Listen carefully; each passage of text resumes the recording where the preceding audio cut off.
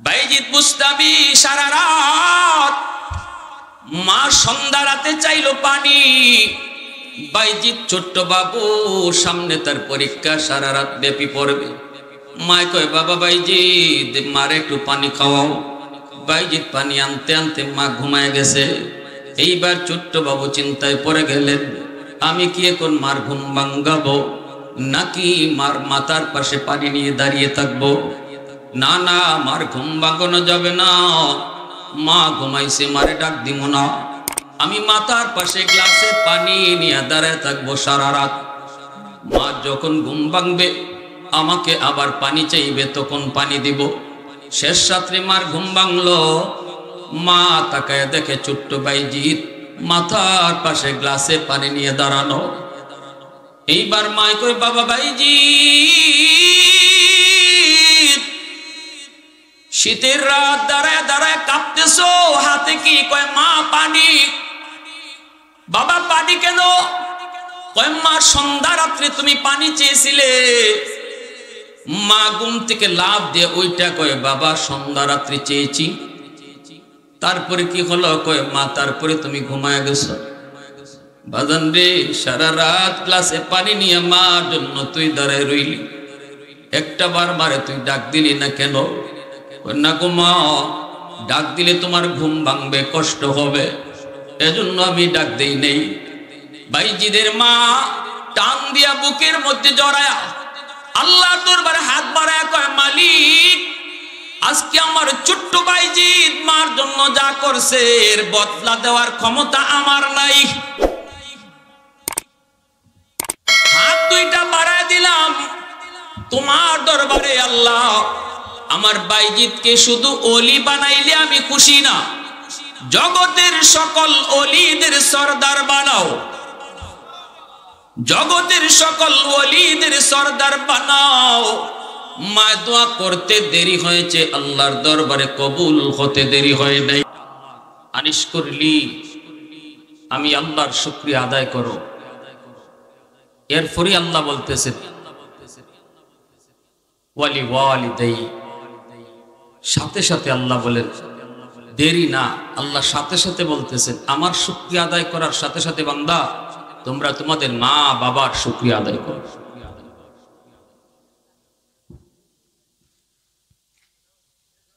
এতে করে মুফাসসিরিন কিরাম তাফসীরি কিতাবে লিখছেন, আল্লাহর হকের পর বান্দার হক যা আছে, বান্দার হক বলতে আমরা যা বুঝি, ভাইয়ের হক, বোনের হক, বন্ধুর হক, প্রতিবেশীর হক, পাশের দোকানদারের হক, কলিকের হক, পাশের সিটে যে বসছে তার হক, যত প্রকারের বান্দার হক বলতে আমরা বুঝি, সমস্ত বান্দার হকের মধ্যে সবচেয়ে বড় হক হলো মা বাবার হক। বান্দার হকের মধ্যে, মানুষের হকের মধ্যে সবচেয়ে বড় হক হলো মা বাবার হক, সবার আগে বাপ মার হক। এজন্য আল্লাহ তার নিজের হকের পরপরই যখন মানুষের হক নিয়ে আলোচনা করবেন, সাথে সাথে সবার আগে বাপ মার হকের কথা বলছেন।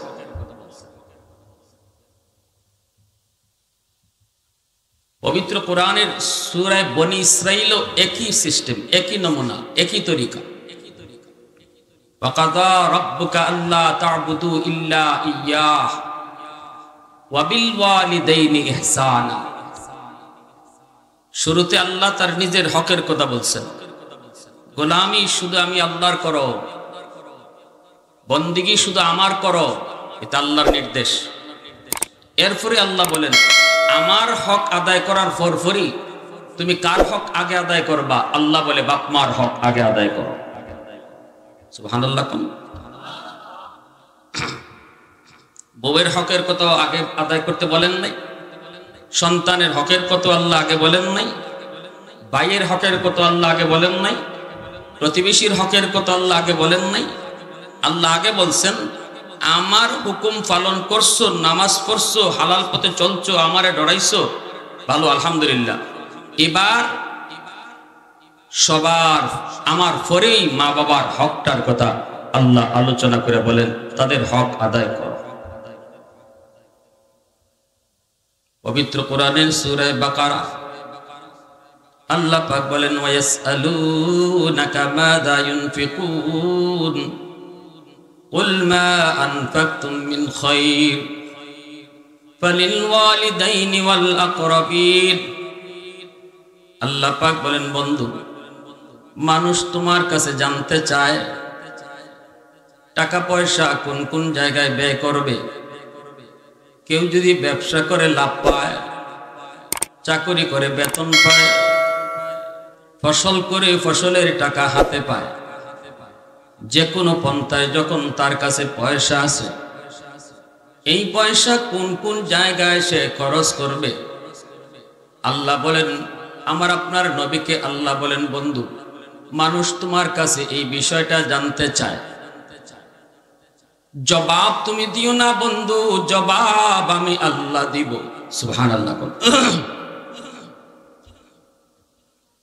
সব কথার জবাব তো আল্লাহ দেন না, নবী তো সাহাবীদের প্রশ্নের জবাব দেন, ঠিক না?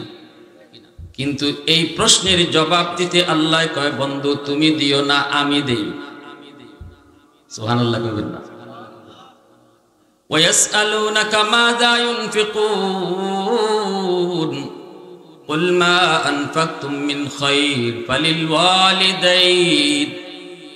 বন্ধু তুমি বলে দাও, সম্পদ যেই খাতে ব্যয় করবে, 5টা খাতে ব্যয় করবে, 5 জায়গায় সম্পদ সে ব্যয় করবে, এর মধ্যে সবার আগেই হলো বাপ মার জন্য। এটা আমি আল্লাহ বলতেছি। সমস্ত সন্তানকে বলে দাও, তারা যখনই নিজের পকেটের টাকা খরচ করতে যাবে, নিজের জন্য আগে না, সন্তানের জন্য আগে না, বউয়ের জন্য আগে না, সবার আগে নিজের পয়সা বাপ মার জন্য খরচ করবে। নির্দেশটা দিলেন কে? একটু জোরে বলেন কে? আরো জোরে বলেন কে? তাহলে বলুন, শীতের কাপড় নিজেরটা আগে কিনবো না বাপ মারটা? হ্যাঁ যুবক, আওয়াজ দাও। আল্লাহর কথা বুঝে থাকলে জবাব দিবেন। এই যে সামনে শীত আসতেছে, শীতের কাপড় কিনতেইব না? নিজেরটা আগে কিনবেন না বাপ মারটা? বউয়েরটা আগে না বাপ মারটা? সন্তানেরটা আগে না বাপ মারটা? নির্দেশ কার? যদি আমি নিজেরটা আগে কিনি আর বাপ মারটা পরে কিনি, তাহলে আল্লাহর নির্দেশ অমান্য করলাম, কবিরা গুনাহ হবে। হ্যাঁ, সাবধান। দ্বীনের নবী, মায়ার নবী, রহমতের নবী তার হাদিস শরীফের ভিতরে বলেন, সালাসাতুন দাওয়াতুম মুস্তাজাবাতুন লা শাক্কা ফীহি দাওয়াতুল মাজলুম ওয়া দাওয়াতুল মুসাফির ওয়া দাওয়াতুল ওয়ালিদি আলা ওয়ালাদিহি। নবীজি বলেন, 3 ব্যক্তির দোয়া বদদোয়া আল্লাহর দরবারে সরাসরি কবুল হয়। এই 3 ব্যক্তি দোয়া দিলেও আল্লাহর দরবারে কবুল, 3 ব্যক্তি বদদোয়া দিলেও আল্লাহর দরবারে সরাসরি কবুল। অতএব 3 ব্যক্তি কারা কারা একটু শুনবার ইচ্ছা আসেনি না নাই? যাদের দোয়াও কবুল, বদদোয়াও কবুল। দাওয়াতুল মাজলুম, নবীজি বলেন 1 নাম্বার হলো মজলুমের দোয়া বদদোয়া, দুর্বল মানুষের দোয়া বদদোয়া। সমাজের ভিতরে আমি বড় সবল, আমার গোষ্ঠী বড়, আমার ক্ষমতা বেশি, তাই বলে যদি সমাজের কোনো দুর্বল মানুষের উপরে আমি জুলুম করি, কথা দিয়া, হাত দিয়া, সম্পদ কেড়ে নেওয়ার দ্বারা কোনো পন্থায়, যে কোনো পন্থায় যদি তার উপরে জুলুম করি, কারণ আমার পাওয়ার আছে, শক্তি আছে, ওই দুর্বল মানুষটা আমার সাথে পাল্লা দিয়ে সে পারবে না, মেম্বারের কাছেও বিচারে নিয়ে যাবে না, কারণ মেম্বারও সবলের পকেটের লোক। চেয়ারম্যানের কাছেও যাবে না, চেয়ারম্যানও সবল মানুষটার পকেটের লোক, ঠিক না?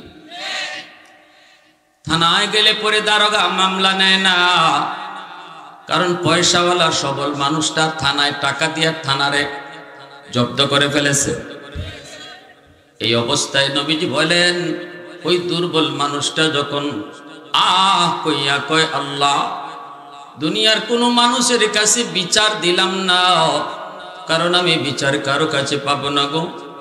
মালিক তোমার আদালতে বিচার দিলাম। নবীজি বলেন, মামলা দিতে দেরি হয়, আল্লাহর আদালতে মামলা গ্রহণ হতে দেরি হয় না। দুনিয়ার আদালত সহজ, আল্লাহর আদালত বড় কঠিন। আল্লাহর আদালতে যদি কারো বিরুদ্ধে মানুষের মামলা থাকে, আল্লাহর আদালতে যদি দুর্বল মানুষের কোনো মামলা তোমার আমার বিরুদ্ধে থাকে রে যুবক, নামাজ দিয়ে কাম হবে না, রোজা দিয়েও পার পাবো না, হজ দেখায়ও কোনো কাম হবে না। আল্লাহ পাক বলবে, বান্দা তোর নামাজ, তোর রোজা, তোর হজ, তোর যাকাত, লক্ষ লক্ষ টাকা মসজিদে দান, সব লইয়া তুই পরে জান্নাতে যা, আগে ওই দুর্বল মানুষটার মামলা ডিসমিস কর। সেদিন আল্লাহর আদালতে দুর্বলের কাছে মাপ চাইলেও দুর্বল মাপ দিবে না, ঠিক না? কারণ হাসরের ময়দান মাপ চাওয়ার জায়গা নয়, হাসরের ময়দান ক্ষমা করে দেওয়ার জায়গা নয়, হাসরের ময়দান দরদ দেখাইবার জায়গা নয়। দুনিয়া হলো মাপ চাওয়ার জায়গা, দুনিয়া হলো দরদ দেখাইবার জায়গা। হাসরের মাঠে কেউ কাউকে দরদ দেখাবে না, বিন্দু পরিমাণ ছাড় দিবে না। অতএব বুদ্ধিমান কখনো মানুষের মামলা লইয়া আল্লাহর আদালতে যাবে না, বরং দুনিয়াতেই মানুষের মামলা ডিসমিস করবে। বুদ্ধিমান যারা, এখন তো নামাজ কাজা হইছে, আল্লাহ মাফ করে দিবে, কারণ এটা আল্লাহর হক। কিন্তু কারো উপরে জুলুম করছি, কাউরে অন্যায়ভাবে কষ্ট দিছি, সে হোক আমার ঘরের লোকই, আমার আদরের বউটাই হোক, আমার বউটা আমার ঘরে সবচেয়ে দুর্বল, যারে আমি বউ বানিয়ে আনলাম সে তো এই ঘরের কেউ ছিল না, এখানে আপন বলতে তার কেউ নাই।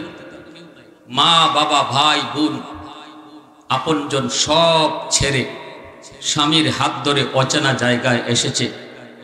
এই ঘরের মানুষগুলি কেমন সে জানে না। এই ঘরের মধ্যে বউটা হলো সবচেয়ে দুর্বল।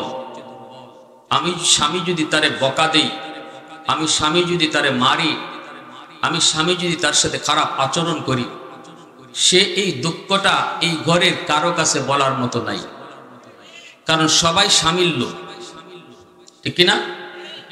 হ্যাঁ,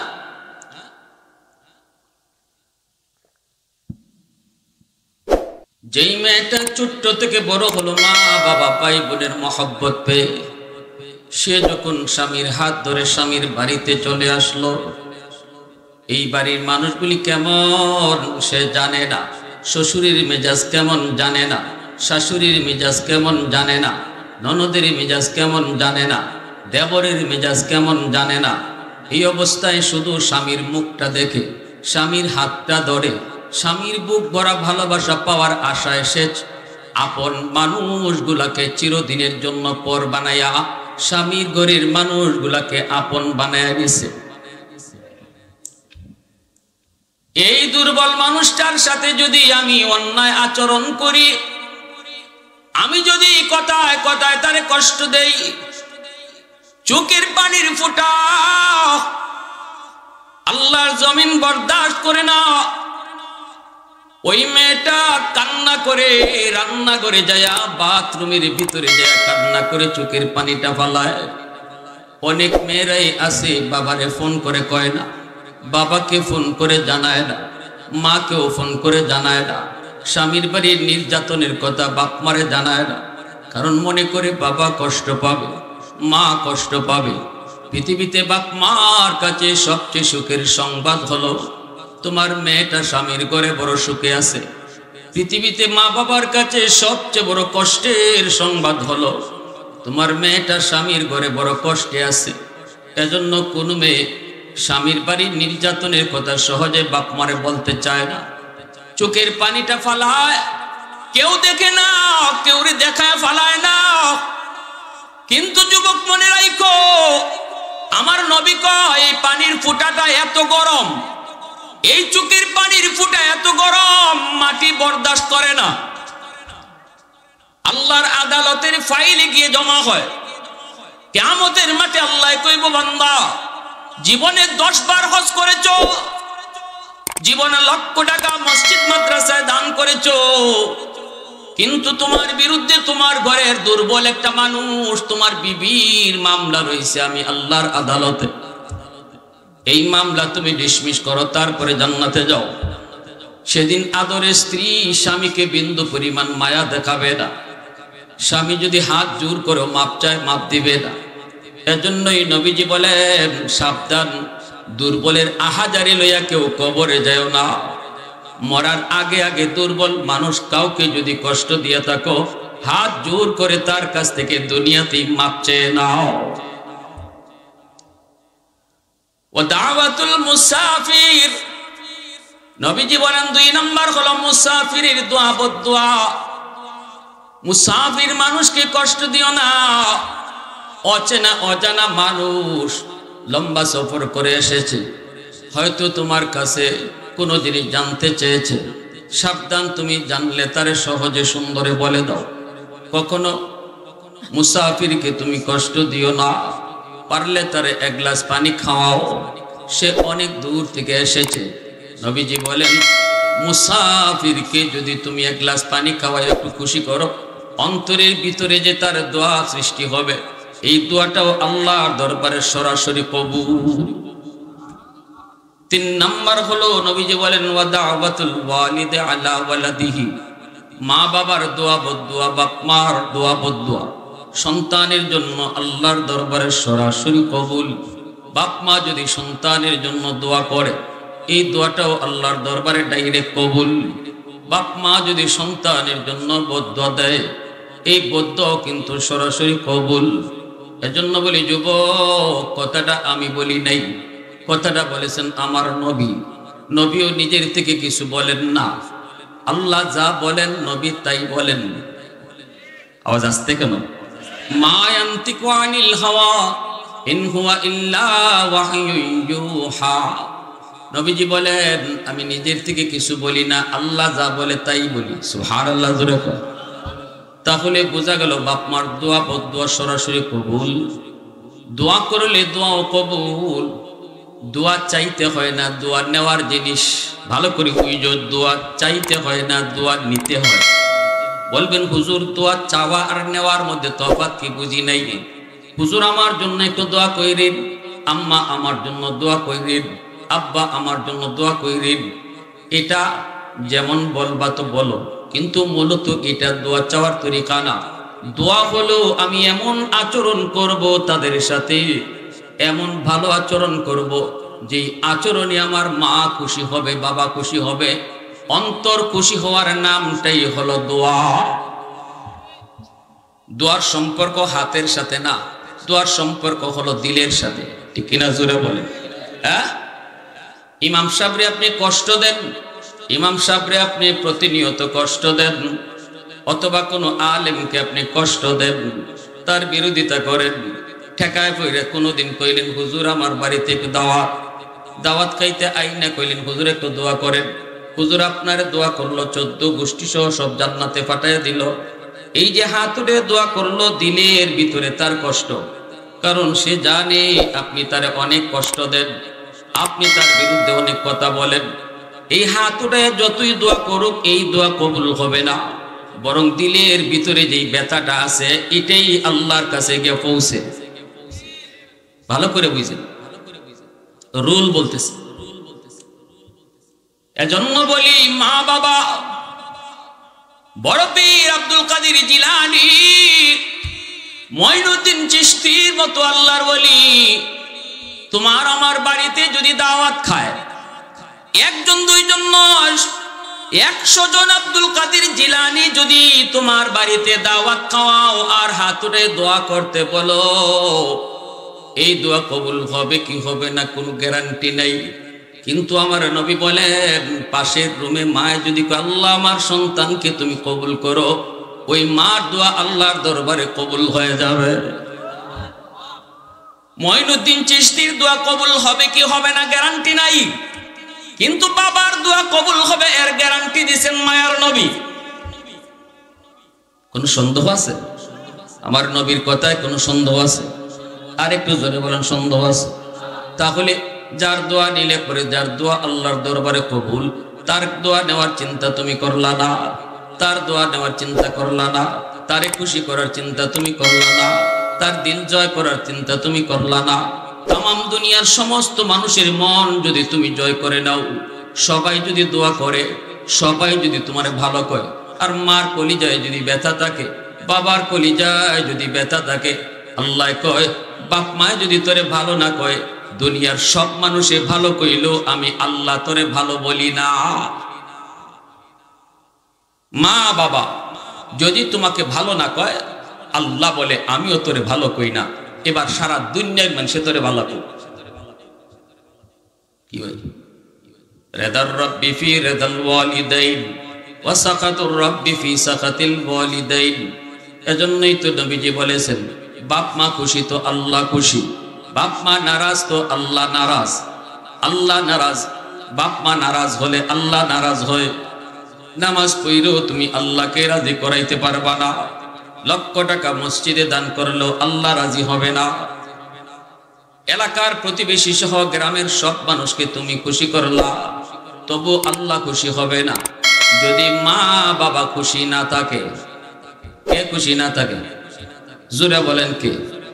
শ্বশুর শাশুড়িরে খুশি করো, অসুবিধা নেই, আমরা নিষেধ করব না, কারণ শ্বশুর শাশুড়ি ও মা বাবা। শ্বশুর শাশুড়িরে খুশি করো, নিষেধ করি না, কিন্তু শ্বশুর শাশুড়ি খুশি হলে আল্লাহ খুশি। হাদিস আমরা পাই না রে যুবক, হাদিস পাই বাপ মা খুশি থাকলে আল্লাহ খুশি। এখন আবার এই কথা কইেন না যে শ্বশুর শাশুড়ির আর খুশি করা যাবে না। আমি বলি খুশি করো, এটা শরীয়তের বিধান, খুশি করো, কিন্তু আল্লাহ খুশি কারে খুশি করলে? শ্বশুর শাশুড়িরে খুশি করলে আল্লাহ খুশি, এমন এত বড় হাদিস আমরা পাই নাই। হাদিস পেয়েছি বাপ মা খুশি থাকলে আল্লাহ খুশি হয়ে যায়।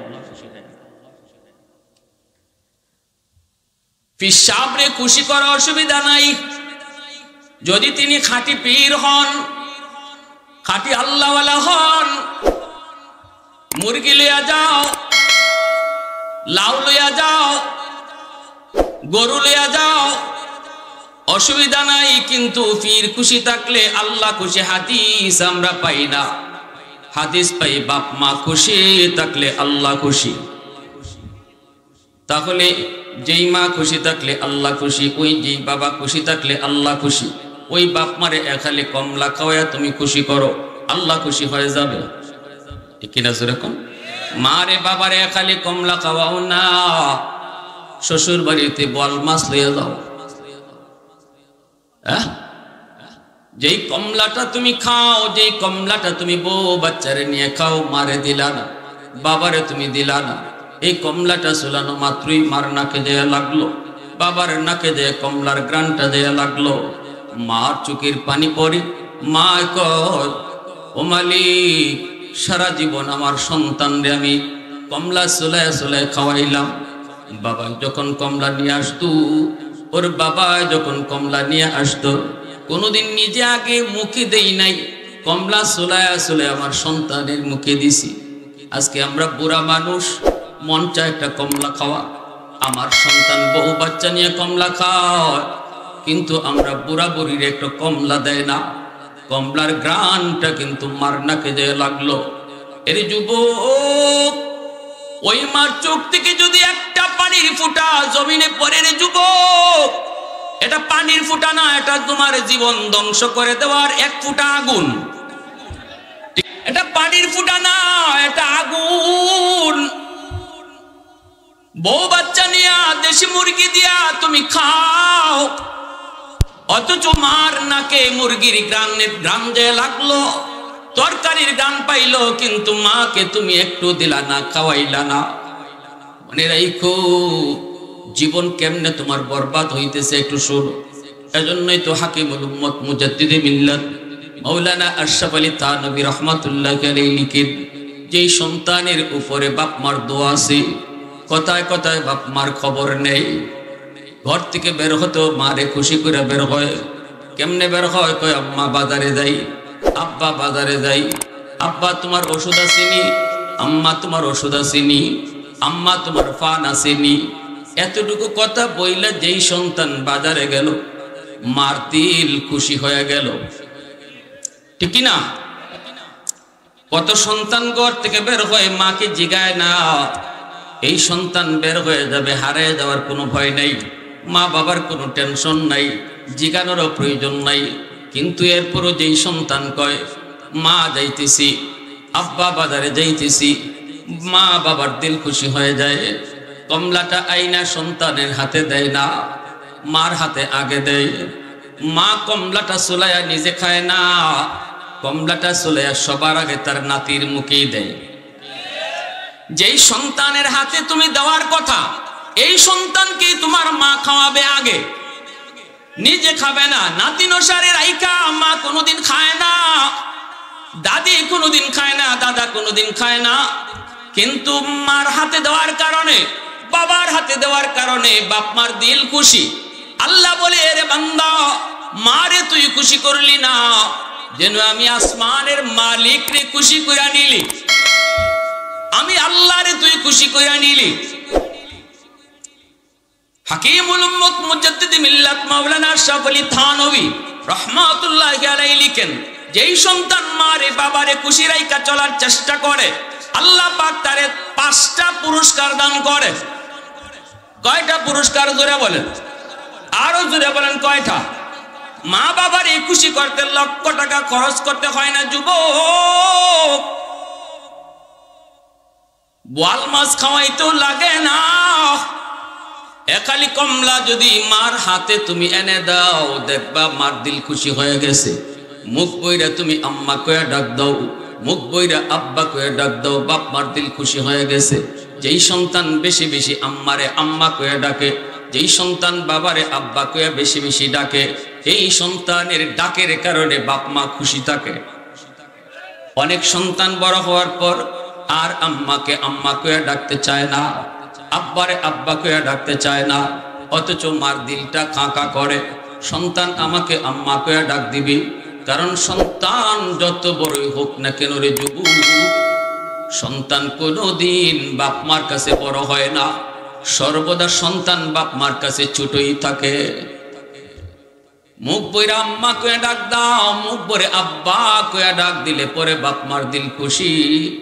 হাকিমুল উম্মত মুজাদ্দিদ মিল্লাত মাওলানা আশরাফ আলী থানভী বলেন, 1 নাম্বার পুরস্কার হলো আল্লাহ তোমার হায়াত লম্বা কইরা দিবে। আল্লাহ তোমার লম্বা হায়াত বাড়ায় দিবে। কারণ মা বাবার সবার আগে সন্তানের জন্য যেই দোয়াটা করে, সেই দোয়াটা হলো আল্লাহ আমার সন্তানরে তুমি লম্বা হায়াত দাও। ঠিক কিনা জোরে বলে? সন্তান যদি অসুস্থ হয়, বউ পাশে বৈশা কানবে, আর এই কথাই বলবে, আল্লাহ আমার স্বামী যদি মারা যায়, কে আমাকে পালবে, কে আমারে খাওয়াবে, কে আমাকে এই জিনিস এনে দিবে, কে ওইটা এনে দিবে, সন্তান রেখে লেখাপড়া করাবে। কত কথা বইলা বউ পাশে কান্দে, কিন্তু মা পাশে বসে কয়, আল্লাহ আমার হায়াতটা আমার সন্তানরে দিয়া দিলাম, তবু আমার সন্তানের হায়াত তুমি বাড়ায়া দাও। একমাত্র মা, একমাত্র বাবা, যেই মা যেই বাবার সন্তানকে নিজের হায়াত দিয়া দেয়, অসুস্থ হলে পরে কয়, মালিক আমার হায়াত আমার সন্তানরে দিয়া দিলাম, তবুও তুমি বাঁচাও। আল্লাহ রসুল কয়, মা বাবা যেই দোয়া করে দোয়া কবুল। তাহলে বাপ মার সর্বপ্রথম দোয়া হয় সন্তানের জন্য লম্বা হায়াতের। এজন্যই যে সন্তানের উপরে বাপ মার দোয়া থাকে, এই সন্তানের হায়াত আল্লাহ বাড়ায় দেয়। সুবহানাল্লাহ জোরে কোন? এই সন্তানের হায়াত আল্লাহ বাড়ায় দেয়। 2 নাম্বার হাকিমুল উম্মত বলেন, যেই সন্তানের উপরে তার মা তার বাবার দোয়া থাকে, এই সন্তানকে আল্লাহ পাক বিপদ আপদ থেকে আল্লাহ হেফাজত করে, বিপদ আপদ থেকে হেফাজত করে। ঘর থেকে বের হয়েছ তুমি, হাওড়ে যাইবা, এই অবস্থায় তোমার কপালে লেখা হয়ে গেছে একটা টাটা পড়ব তোমার মাথার উপরে। ওই অবস্থায় মায়ার নবী বলেন, লেখা ছিল টাটা পড়ে তুমি মরার, লেখা ছিল তোমার অ্যাক্সিডেন্ট হইয়া আহত হওয়ার। কিন্তু যদি মার দোয়া বাবার দোয়া তোমার পিছনে থাকে যুবক, হাকিমুল উম্মত বলেন ওই মা বাবার দোয়ার কারণে আল্লাহ পাক এই নগদ বিপদটাকে আল্লাহ কেটে দিবে। একটু আওয়াজ দিয়ে কোন না সুবহানাল্লাহ, আর একটু জোরে কোন সুবহানাল্লাহ। তাহলে ঘর থেকে বের হতে বাপ মার কাছ থেকে দোয়া নিয়ে বের হওয়া দরকার আছে না নাই? যুবক একটু আওয়াজ দাও। ঘর থেকে বের হওয়ার সময় বাপ মার দোয়া নিয়ে বের হওয়ার দরকার আছে না নাই? কারণ আমি আবার নিরাপদে ঘরে ফিরবো এর কোনো গ্যারান্টি নাই, কোনো গ্যারান্টি নাই। গাড়ির তলে পড়ে মরবো নাকি টাটা ফেরা মরবো নাকি পানিতে ডুইবে মরবো, কেউ জানে না কখন কোন বিপদ আমার কপালে আসে। আল্লাহ পাক রব্বুল আলামিন মা বাবার দোয়ার উসিলায় আল্লাহ বিপদ কেটে দেয়। 3 নাম্বার পুরস্কার হলো যেই সন্তানের পিছনে মা বাবার দোয়া থাকে এই সন্তানকে আল্লাহ পাক সম্মান, দুনিয়াতে সম্মানের চেয়ারে বসায়। এই জমিনে যত মানুষ সম্মানী হয়েছে, ইজ্জতওয়ালা হয়েছে, সবার পিছনেই মা বাবার দোয়া ছিল। কারণ মা বাবার দ্বিতীয় দোয়াটা হলো আল্লাহ আমার সন্তানরে তুমি বাদশা বানাও, আমার সন্তানরে তুমি ওলি বানাও। এই দোয়াটাই বাপ মা বেশি করে, ঠিক না? এজন্য মা বাবার দোয়া যেই সন্তানের পিছনে থাকে 3 নাম্বার পুরস্কার আল্লাহ তার সম্মানের চেয়ারে বসায়। ইমাম বুখারী মার দোয়ার কারণে বুখারী হয়েছেন। আল্লাহু আকবার, জোরে বলেন। বাইজিদ বুস্তামি সারা রাত মা সন্ধ্যা রাতে চাইলো পানি। বাইজিদ ছোট্ট বাবু, সামনে তার পরীক্ষা, সারা রাত ব্যাপী পড়বে। মায় কয় বাবা বাইজিদ মারে একটু পানি খাওয়াও। বাইজিদ পানি আনতে আনতে মা ঘুমায় গেছে। এইবার ছোট্ট বাবু চিন্তায় পড়ে গেলেন, আমি কি এখন মার ঘুম ভাঙ্গাবো নাকি মার মাথার পাশে পানি নিয়ে দাঁড়িয়ে থাকবো? না না, মার ঘুম ভাঙানো যাবে না। মা ঘুমাইছে, মারে ডাক দিব না। আমি মাথার পাশে গ্লাসে পানি নিয়ে দাঁড়িয়ে থাকবো সারা রাত। মা যখন ঘুম ভাঙবে আমাকে আবার পানি চাইবে, তখন পানি দিব। শেষ রাত্রে মার ঘুম ভাঙলো, মা তাকায় দেখে ছোট্ট বাইজিৎ মাথার পাশে গ্লাসে পানি নিয়ে দাঁড়ানো। এইবার মায় কই বাবা বাইজিৎ শীতের রাত দাঁড়ায় দাঁড়ায় কাঁপতেছো, হাতে কি? কয় মা পানি। বাবা পানি কেন? কয় মা সন্ধ্যা রাত্রে তুমি পানি চেয়েছিলে। মা ঘুম থেকে লাফ দিয়ে ওইটা কয় বাবা সন্ধ্যা রাত্রি চেয়েছি, তারপরে কি হলো? কয় মা তারপরে তুমি ঘুমায় গেছো। বাজান রে, সারা রাত ক্লাসে পানি নিয়ে মার জন্য তুই দাঁড়ায় রইলি, একটা বার মারে তুই ডাক দিলি না কেন? না গো মা, ডাক দিলে তোমার ঘুম ভাঙবে, কষ্ট হবে, এজন্য আমি ডাক দেই নেই। বাইজিদের মা টান দিয়া বুকের মধ্যে জড়ায়া আল্লাহ দরবারে হাত বাড়ায় কয় মালিক, আজকে আমার ছোট্ট বাইজিদ মার জন্য যা করছে এর বদলা দেওয়ার ক্ষমতা আমার নাই। হাত দুইটা বাড়ায় দিলাম তোমার দরবারে। আল্লাহ আমার বাইজিদকে শুধু ওলি বানাইলে আমি খুশি না, জগতের সকল ওলিদের সরদার বানাও, জগতের সকল ওলিদের সরদার বানাও। মা দোয়া করতে দেরি হয়েছে, আল্লাহর দরবারে কবুল হতে দেরি হয় নাই। ওয়াসকুরুনি মার খেদমত করে মদিনায় নবীকে দেখতে আসতে পারেন না। ইয়ামেনের করণ এলাকা, মার দুইটা চোখ নাই, অন্ধ মা। মাকে তুলায় তুলায় খাওয়ায়, মার লালন পালন করে। মা মদিনায় মায়ার নবী দেখতে মন চায়। মায় কয় বাজান আমাকে কার কাছে রেখে যাবা? এই কথা বলতেই ওয়াসকুরুনি আর মদিনায় যেতে পারেন না, মার খেদমত করেন। মায় কয় আল্লাহ তুমি তো দেখতেছো, আমারও তো মন চায় আমার পুত্র, আমার কলিজার টুকরা ছেলেটা তোমার হাবিবরে মদিনায় যায় একটু দেখতো, কিন্তু আমি বৃদ্ধ মা, আমি অন্ধ, মার কারণে মদিনায় যেতে পারে না গো। ও মালিক, আমিও তোমার দরবারে হাত দুইটা বাড়াই দিছি, আমার ছেলে ওয়াইজের খবরটা তুমি তোমার হাবিবের কাছে পৌঁছায় দিও। আল্লাহ পাক জিব্রাইল মারফতে মায়ার নবীকে জানায় দিয়েছে, বন্ধু তোমার একজন পাগল ইয়ামেনে থাকে, করণ এলাকায়, সে তোমার বড় আশিক, মদিনায় আসতে মন চায় কিন্তু আসতে পারে না, মার খেদমতে কষ্ট হবে। আমি আল্লাহ তারে এত মায়া করেছি মার দোয়ার কারণে, তারেও আমি জগতের ওয়ালিদের সর্দার বানায় দিছি, মার দোয়ার কারণে তারে মুস্তাজাবুদ দাওয়া বানায় দিছি। সে হাত উঠাইতে দেরি, আমি আল্লাহ সে যা চায় তা দিতে দেরি করি না। ও বন্ধু, তোমার উম্মতের জন্য তার কাছে দোয়া চাইও, দোয়া। আল্লাহু আকবার। তোমার গুনাহগার উম্মতের জন্য তার কাছে দোয়া চাইও, তার হাত আমি ফিরিয়ে দেই না। আল্লাহু আকবার। এত সম্মানী আল্লাহ বানায় দিছে। ওয়াইস কুরুনি যাকে এলাকার মানুষেরা পাগল করে ডাকতো, কারণ এলাকার মানুষেরা বলতো পাগল, কিন্তু মার দোয়ার কারণে আল্লাহ পাক ওই জমানার ওলিদের সর্দার বানায় দিছে। নবীর জমানায় আসার পরেও নবীকে দেখতে পারেন নাই, তাই সাহাবী হতে পারেন নাই, কিন্তু সাইয়্যিদুত তাবিঈন হয়েছে। এজন্যই হাকিমুল উম্মত মুজাদ্দিদ মিল্লাত মাওলানা আশরাফ আলী থানভী রাহমাতুল্লাহি আলাইহি বলেছেন, যুবক ও ছোট ছোট বাবারা শোনো,